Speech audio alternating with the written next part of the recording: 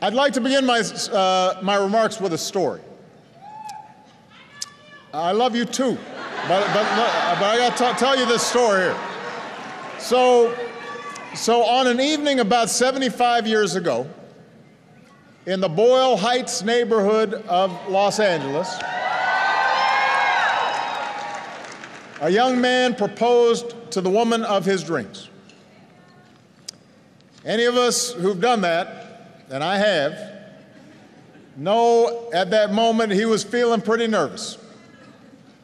And fortunately for him, she said yes.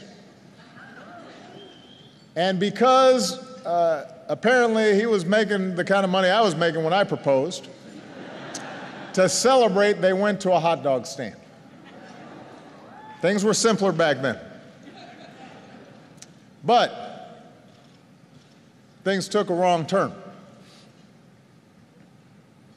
Authorities suddenly pulled up, lined them up, patted them down, demanded to see their IDs, just because they were Mexican American. And when the young man handed over his wallet, the officer pulled the cards out of it and just dropped them on the sidewalk, and then he said, "Now you pick them up." I remember getting on my knees and picking them up, that young man said decades later. And we can imagine his fear and his humiliation.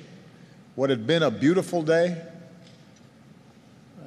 had suddenly become an example of occurrences that were happening far too often. And imagine how easy it would have been for him at that moment to turn to despair and to allow the anger and the resentment to feed a cynicism, and for him to decide that America could never change.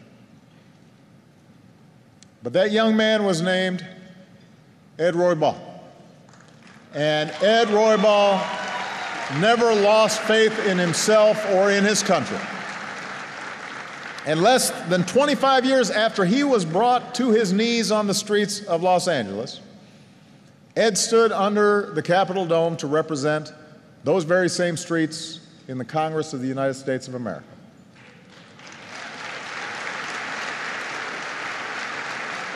He dedicated his life to the idea that America can change, that our union can become more perfect. And today his legacy lives on, not only in the legislation he passed and the improvements he made in his district, but also in his daughter, Lucille, who's here tonight.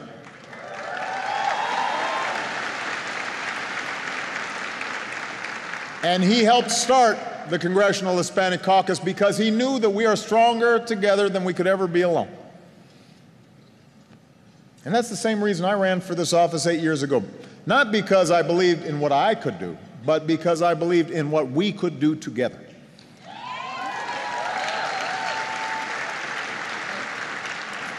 The financial crisis hadn't even hit yet, and we came to understand it was going to make our job a lot harder. But thanks to the members of the Hispanic Caucus, thanks to people like Nancy Pelosi, who is standing here tonight, thanks to the determination and fundamental optimism of the American people, we have made progress. When I took office, the unemployment rate was on its way to 10%. Today, it's 5.1%. The unemployment rate among Latinos hit 13%. We've brought that down to 6.4%. When I took office, we were losing about 800,000 jobs a month. Today, our businesses have created jobs for a record 67 months in a row, more than 13 million new jobs overall. When I took office, more than 15% of Americans, including nearly 1 in 3 Hispanics, lacked health insurance. Today, we've covered another 17 million Americans, including 4 million Latinos, and only 9.2% of Americans are uninsured. For the first time on record, more than 90% of Americans have health insurance. For the first time ever, insurance companies can't discriminate against anybody with a pre-existing condition. When I took office, we were still too often stuck in a Cold War mentality that began before many of us were even born. And today, for the sake of our people and our entire hemisphere, we have reestablished relations with Cuba. We have turned the page on the failed policies of the past. We have strengthened our relationship with Latin America. We've put forward a plan to invest $1 billion in our shared security and prosperity in Central America. When I took office, hardworking young people, Americans in every way but on paper, lived in constant fear of deportation. Today, more than 680,000 dreamers live and study and work freely and openly in the country they've always called home.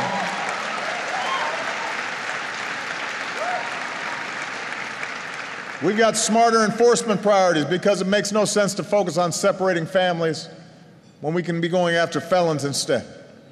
We're taking new steps to reach out to folks who are eligible to become citizens and attract immigrant entrepreneurs and educate STEM students. We're going to help more husbands and wives of American citizens get their green cards without separating them from their families. And the deferred action policies I announced last year will help millions of mothers and fathers remain in the United States of America with their families. And although it is taking us longer than we hoped, I know we're on the right side of the law, and we are going to keep fighting to prove it.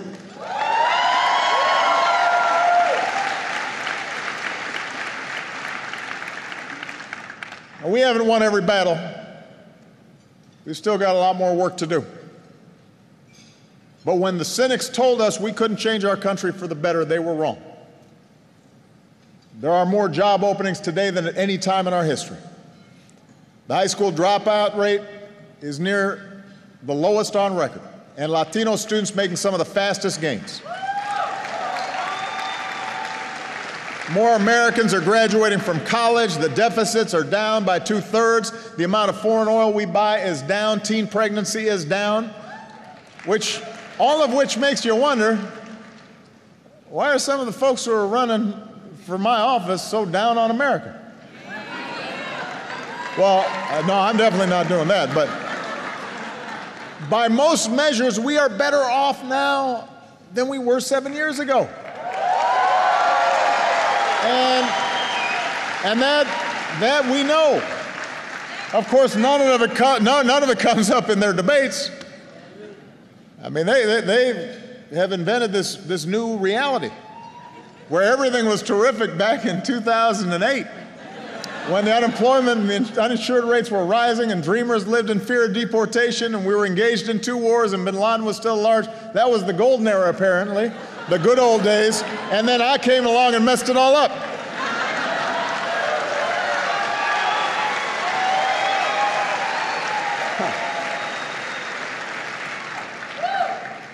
And now when you listen to them, you still don't know what they're for, except turning back the clock on the work that we've done together. Repealing Obamacare, gutting Wall Street reform, allowing power plants to pollute the air our children breathe. And there's nowhere where they want to go further backwards than on immigration. You know, it wasn't that long ago that my predecessor, George W. Bush, a conservative Republican from Texas with whom I disagreed with on a whole lot of things, made immigration reform one of his core priorities. We cannot build a unified country, he said, by inciting people to anger or playing on anyone's fears or exploiting the issue of immigration for political gain. That's what he said. Think how much better our economy would be if the rest of his party got the message. Think about how much better off our country would be if Republican politicians hadn't spent years precisely trying to scare voters with tale of immigrants flooding across our borders and taking our jobs and destroying America as we know it, even though we know that when you look at what's happening at the borders, it's the lowest rates of immigration that we've seen since the 1970s. A clear majority of Americans, including a lot of Republican voters, support reform.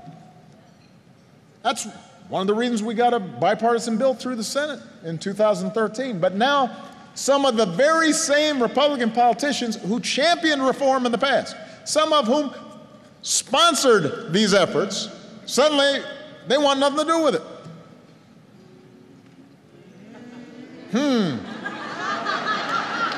In these circumstances, I always say, don't boo, vote.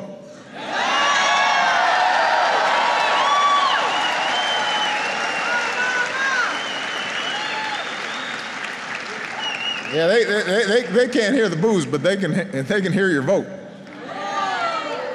But the point is, that's not leadership.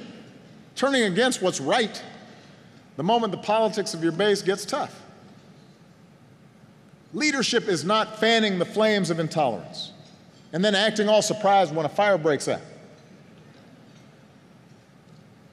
Saying clearly inflammatory things and then saying, well, that's not what I meant, until you do it again and again and again.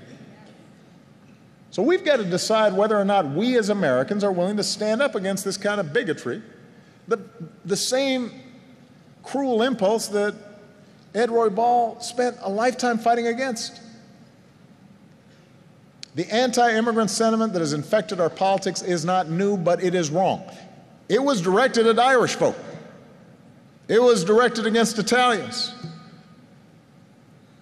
There have been generations of immigrants that have been subject to this same kind of attitude with some of the same stereotypes.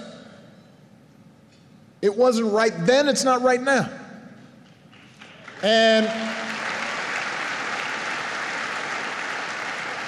unless you were one of the first Americans, unless you're Navajo or Cherokee, somebody somewhere came from someplace else.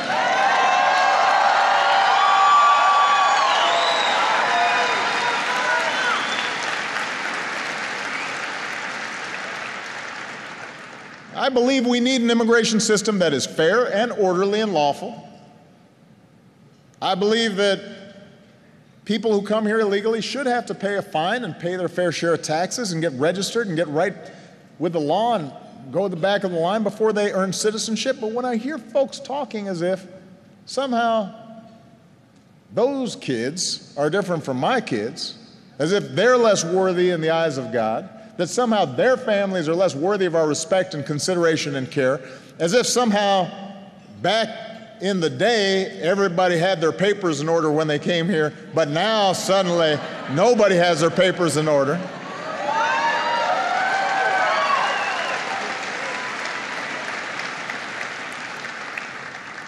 I believe we're better than that. If you want to be taken seriously as a leader, you can't just be against everything. You got to be for something. You can't just feed on fear. You should be feeding hope. You should be for fixing our immigration system. You should be for allowing dreamers and their parents who've been here for years to live without fear in the country they love. You should tell the truth, which is that illegal border crossings are lower than they've been in decades, and that economists agree that immigration does not hurt our economy, it grows our economy, creating jobs, raising wages for Americans.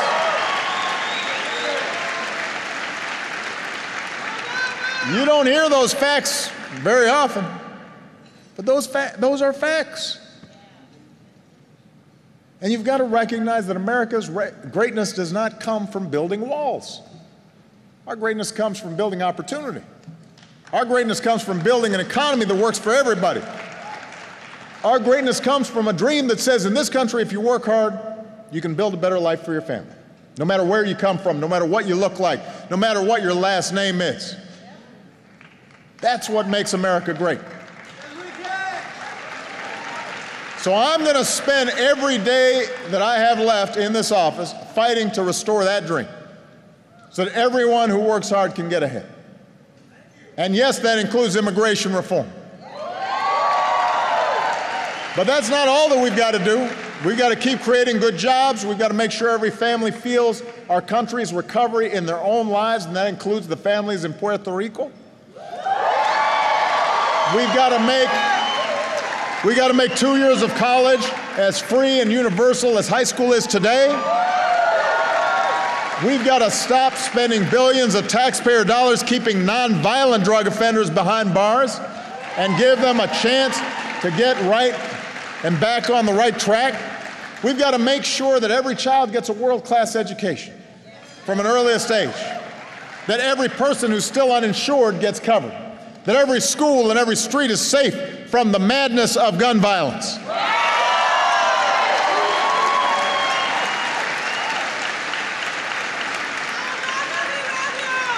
And this change will not be easy because change never is. Change is never easy. It takes longer than 1 year. It takes longer than one term. It takes longer than the tenure of one president. But what we together have shown and proven is that when we stick together and put our shoulders to the wheel of history, not only is change possible, change is inevitable. America can change, and if we keep dreaming of something better and organizing for something better, if we keep voting for something better, together we're going to build on the progress we've made. We're going to create a brighter future for our children. Si se puede. Juntos podemos. Thank you, CHC. Thank you, CHCI. Yeah.